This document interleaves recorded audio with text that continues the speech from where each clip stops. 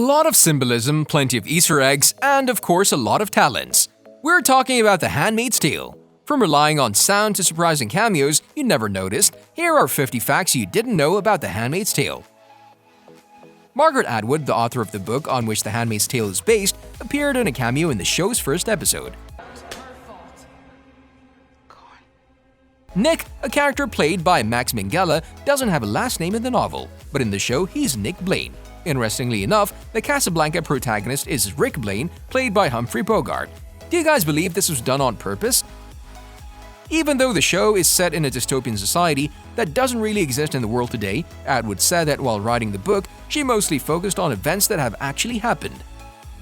Yes, so far this is the 10th adaptation of The Handmaid's Tale, and obviously the most successful one.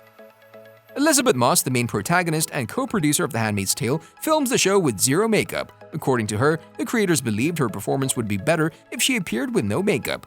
Do you guys agree with them? Let us know. Thankfully, The Handmaid's Tale decided to change some things from the book, and because of that, we're now seeing more diversity in the show. In the novel, Gilead orders the banishment of non-white children of Ham, meaning that every character is white. Atwood set The Handmaid's Tale in the US despite her being from Canada because she didn't believe Canada would roll over for an extreme totalitarian regime. You see, most people place The Handmaid's Tale in the sci-fi genre, but as Atwood explained, the show has nothing to do with sci-fi, because everything that happens in the show happened at some time in society. The artwork you see in Commander Fred and Serena's house is stolen. The actresses that wear the costumes had to learn how to rely on sound because the costumes limit their vision. Despite being set in the US, The Handmaid's Tale is filmed in Canada. Amanda Brugel plays Rita in The Handmaid's Tale, and she has a long history with the novel the show is based on. She read the book in high school, and she actually wrote her thesis on it. What's even more amazing is that she mostly wrote for Rita. You see, only season 1 of Hulu's original is based on the novel, the other seasons follow their own original plot. According to Atwood, the reason that the handmaids are wearing red is because of the blood of parturition, but also from Mary Magdalene. Also, red is easier to see if you happen to be fleeing. Wondering why the wives in the show wear blue? You'll be surprised to know that they're honoring the Virgin Mary. Virgin Mary is often painted wearing blue. Interestingly enough, Offred's name is never revealed in the book. Did you guys know that Elisabeth Moss is a member of the Church of Scientology? Since its beginning in 1954, the Church of Scientology has been involved in a number of controversies. Despite this, a lot of celebrities are members of the church. Ever wonder what this phrase means? Well, here you have it. Don't let the bastards burn you to ashes. Something like, don't let the bastards grind you down. In the series, all Ayahs wear an ear tag with an identification number. June has the number 1985, which is the same year Margaret Atwood's book was released. The director of the first 3 episodes of the series also directed Beyoncé's music video for Lemonade. Reed Morano is the acclaimed cinematographer that we're talking about. Emily's true gender identity is also never mentioned in the novel. In the show, Emily, played by Alexis Bledel, is married to another woman. Another big difference that occurs in the show is the age of Fred and Serena. In the novel, they're much older. Despite losing his life in the season 4 finale, Fred will appear in the upcoming 5th season of the show, but this time, we'll see him only through flashbacks. A lot of fans believe the show lacks originality in season 4, and they believe the best way to keep the good old writing of The Handmaid's Tale is if the show ends with season 5. According to Joseph Fiennes, his wife hasn't seen an episode of The Handmaid's Tale because of how awful his character Commander Waterford truly is. Inspiration. As Margaret Atwood explained, she took a lot of inspiration in writing her book from George Orwell's classic dystopian novel 1984.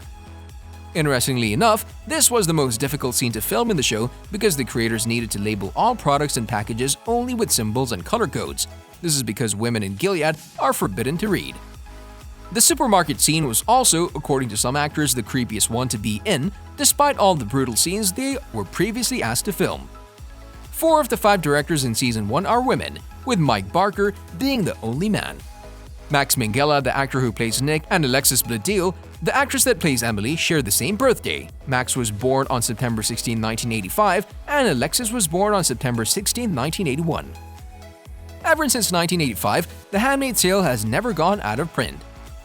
Offred's name also has meaning. This name is composed of a man's first name, Fred, and a prefix denoting belonging to, so it's like D in French or Von in German, or like the suffix son in English last names like Williamson, Atwood explained in her NYT article.